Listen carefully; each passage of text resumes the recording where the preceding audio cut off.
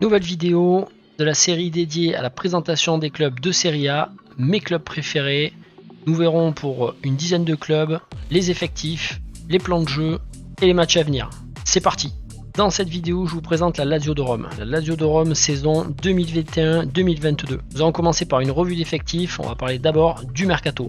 Dans le sens des départs, on note en premier, dans les plus marquants, Joaquim Correa, l'attaquant de 27 ans qui rejoint l'Inter de Milan.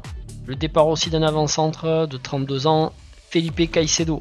Deux départs offensifs qui, surtout pour Correa, qu'il va falloir combler. Point particulier que j'ai noté aussi, c'est le départ de Nicolo Armini qui repart en prêt. Ça, c'est un petit jeune défenseur italien qui mériterait sans doute d'avoir sa chance un jour dans une grande équipe. Dans la liste des départs qui n'ont pas été transférés mais qui se retrouvent sans club au jour d'aujourd'hui, nous avons Matteo Musacchio, Senad Lulic et Marco Parolo principalement.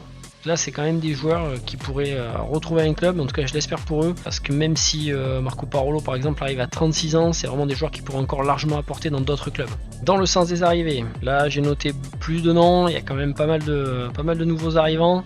On a Thomas Basic qui arrive de Bordeaux, on a Felipe Anderson qui arrive de West Ham, l'ailier gauche il a déjà montré ce qu'il valait. Nous avons Dimitrij Kamenovski, donc là on est un petit arrière gauche de 20 ans, c'est un jeune à suivre. Dans les jeunes encore, Lucas Romero est arrivé de Mallorca, l'équipe B. Il a 16 ans, je vous l'ai déjà présenté, c'est le plus jeune joueur à avoir foulé les pelouses de la Serie A cette saison. Toujours dans les arrivées, nous avons Esaid Izage qui arrive du Napoli, 27 ans, qui joue plutôt à gauche. Nous avons Pedro qui fait le transfert assez rare AS Rome, Lazio de Rome, donc à 34 ans, l'ailier espagnol, il a encore de bons restes, il peut faire des choses. Et également le dernier transfert en date, Mattia Zaccani, qui arrive de l'Hellas Vérone. Je veux noter une dernière arrivée au club, ou plutôt montée, puisque c'est Raúl Moro, l'espagnol, qui était en Lazio de Rome U19 et qui se retrouve à rejoindre l'équipe 1. Donc là c'est pareil, 18 ans. Attention à ce petit ailier, on va le suivre de près. Allez, je passe maintenant à la revue d'effectifs. C'est ma revue d'effectifs. J'ai noté les joueurs qui me paraissent les plus intéressants, les meilleurs à la Lazio de Rome cette saison. Donc pour les gardiens, Thomas Strakosha, je crois qu'on ne le présente plus, il a 26 ans, il a toujours de très bonnes performances, reste à voir ce qui va se passer avec quand même l'arrivée de Pepe Reina, à presque 40 ans, il est toujours solide, donc c'est principalement ces deux gardiens qu'on devrait voir cette saison à la Lazio. Pour le secteur défensif, dans les centraux, pour moi il y en a trois principaux. D'abord il y a Francesco Acerbi, donc l'international italien, pour moi c'est la sérénité à l'état pur. Comme je dis, pour l'équipe d'Italie, ça peut faire partie des joueurs vieillissants, mais pour un club comme la Lazio, avoir de pointure comme ça en défense, c'est du pain béni. Il est capable de faire des montées tonitruantes, il a déjà marqué des buts de loin, et défensivement, voilà, c'est beaucoup de sérénité. A ses côtés, on retrouvera principalement Luis Felipe, qui a sauvé un but sur sa ligne lors de la deuxième journée, je crois. Et on retrouvera également Patrick, l'espagnol, 28 ans, là aussi ça reste du solide. Il est quand même au club depuis 2015, à mon avis, il va être encore pas mal employé. Sur les côtés, puisqu'on joue à 4 défenseurs à la Lazio, là c'est quand même pour moi le côté qui est très peu garni en termes de qualité. On a donc l'arrivée de Esaid Izage qui pourra jouer arrière droit, arrière gauche. Là il est parti pour jouer arrière gauche. Donc à 27 ans, l'Albanais, ça reste quelqu'un quand même de costaud, de solide à son poste. Il n'y a pas vraiment de remplaçant. Et on retrouve par contre sur le côté droit Manuel Lazzari. Là, il a joué les 2 matchs, ça va très très vite. C'est sa grosse qualité offensive, bonne qualité de défensive aussi. Mais le problème c'est qu'il est blessé déjà et qu'il est souvent blessé. Pour les milieux de terrain, donc il y en a clairement 3 qui sortent du lot, qui ont monté vraiment les meilleures qualités. Le numéro 6 d'abord, le milieu défensif, puisqu'on a 3 milieux de terrain, c'est Luca Leiva, italo-brésilien de 34 ans. Certes ça vieillit, mais voilà, ça reste encore ce qu'il y a quasiment de mieux au niveau du club. Puisqu'ensuite on a 2 milieux qui sont plutôt offensifs, même s'il y a de la polyvalence. C'est bien sûr Sergej Milinković-Savić, donc à 26 ans c'est sans doute un des meilleurs milieux de terrain d'Italie aujourd'hui, peut-être même au-delà. Et on retrouve Luis Alberto, le numéro 10, donc là sur ce début de saison c'est faramineux, hein, c'est 3 passes décisives, 1 but. Là il est parti à 28 ans pour faire une très très très grosse saison encore avec la Lazio de Rome, Luis Alberto. Sur le banc, et donc en sortie de banc, les joueurs qui pourraient avoir un rôle à jouer cette saison, on a Gonzalo Escalante, donc à 28 ans, lui on va dire qu'il est quand même une valeur assez sûre pour la sortie de banc. Ensuite, je pense que pour Danilo Cataldi, ça va être la saison où il faudra vraiment montrer, parce que c'est un joueur de la Lazio depuis 2013. Maintenant il a 27 ans, on attendait beaucoup de lui et au final il est toujours assez en demi-teinte. Et le dernier milieu de terrain qui est arrivé, fraîchement débarqué de l'Hellas Vérone, où il a marqué 2 buts en 2 matchs, c'est Mattia Zaccagni. Alors Mattia Zaccagni, là je ne sais pas quoi en attendre. Il a 26 ans, il est en train de se révéler complètement. Donc sur la fin de saison dernière, sur ce début de saison, là il semble avoir trouvé son rythme. C'est un milieu offensif qui peut jouer à peu près toutes les places du milieu de terrain. Est-ce qu'il est là pour alléger un petit peu Luis Alberto? Est-ce qu'il va venir décaler Milinkovic-Savic en milieu défensif pour être lui devant avec Luis Alberto? Je ne sais pas, en tout cas le numéro 20 de la Lazio, ça peut être la grosse arrivée de la fin de mercato. Et on finit avec l'attaque, cette revue d'effectifs. En attaque, eh bien, l'avancante principale, Ciro Immobile, on pourrait en parler des heures parce qu'il y a le Ciro Immobile de la Lazio de Rome et le Ciro Immobile de la Nationale. Voilà, tout le monde, tous les connaisseurs de foot connaissent le débat. Maintenant, là, avec la Lazio, c'est un début de saison fantastique, 4 buts déjà marqués. Il a raté un penalty, mais voilà, il se montre très disponible, il est capable de jouer en faux numéro 9, de s'excentrer. Il a une plus grosse palette de jeux à proposer avec la Lazio. On retrouve en attaque Pedro, donc arrivé tout droit de l'AS Rome, à 34 ans, ça déménage encore bien. Et on retrouve Felipe Anderson, qui arrive de West Ham, 28 ans, des premiers matchs, ça va courir très vite, ça a beaucoup de détermination. Donc à mon avis, Felipe Anderson, il va falloir vraiment le surveiller. Pour finir avec l'attaque, 2 jeunes. Le premier, Raúl Moro qui arrive donc des U19 de la Lazio. Le jeune espagnol, alors là c'est un petit gabarit aussi, 1m70, mais à 18 ans, il y a beaucoup d'envie, beaucoup de vivacité. Reste à voir s'il aura du temps de jeu pour s'exprimer. Mais voilà, c'est le genre de joueur sur peut-être des matchs de Coppa Italia ou certains matchs de Coupe d'Europe qui auront leur chance, qui auront peut-être du temps de jeu.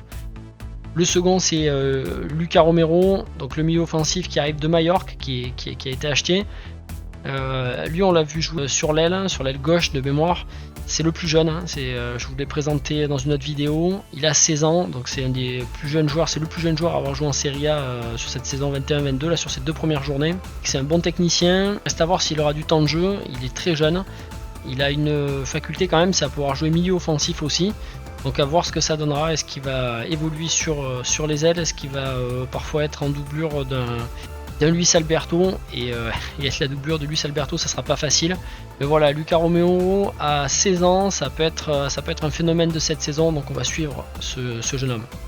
Et pour en terminer complètement avec ses effectifs, je peux rajouter que Immobile est donc le meilleur buteur de Serie A et fatalement le meilleur buteur de la Lazio de Rome pour le moment avec 4 réalisations. Et avec 3 passes décisives, c'est Luis Alberto le meilleur passeur de cette équipe. Deuxième partie, les plans de jeu.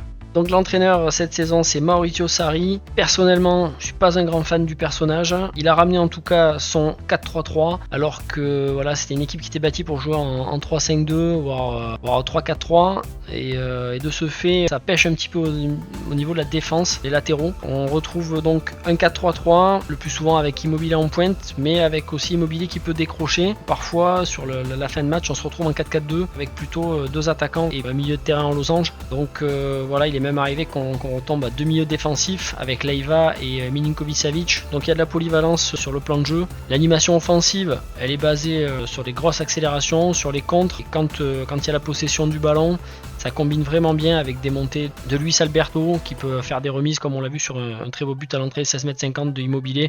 Luis Alberto, il est à l'entrée 16,50 m, il fait de la remise. Il y a beaucoup de polyvalence et l'animation offensive, elle est très variée dans cette équipe.